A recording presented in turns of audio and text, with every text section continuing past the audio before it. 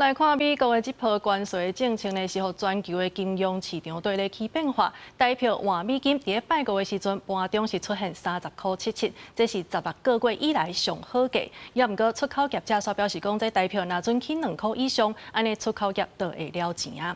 也那今年呢，这美国顶半年的这汇率报告咧要出来，台湾敢会互人来做是观察名单，即马大家拢正关注。 美国总统川普提出关税政策，引起金融市场真大起落，美金嘛走软，代表兑换美金连续升达。根据台银历史汇率，5月初二出现即期汇率30.78的数字，创下16个月以来新高。今日收盘31.06，升达9.53角。所来5月初5到又搁要开盘，出口产业是一直伫注意，突然营收受到真大影响。最近要出货的可能都是3个月至4个月之前的下的订单。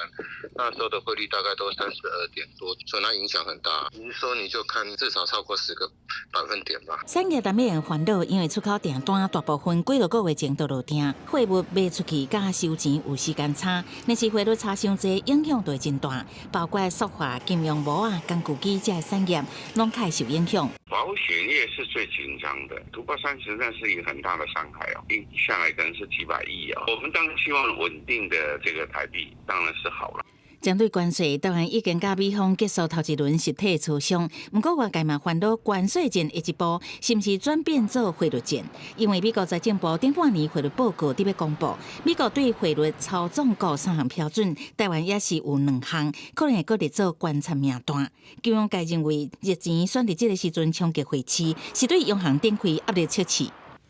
央行一定已经出手了，只不过就是问题在。 它能够挡多少，对不对？把台币稳下来，那进来的外币会更多，所以央行要适度的让台币也跟着大家去升。如果谈判有个好结果，那或许这时候台币升值的压力也会随之缩小。但是这个时间点有可能，例如说在6月甚至在7月初。专家分析，后礼拜美国利率决议，若做无降低利息，美金有反攻的机会，会当伫短期内阻止台票继续升悬。不过现阶段台票的走势是不是介入，每一步拢考验央行的决策智慧。记者综合报道。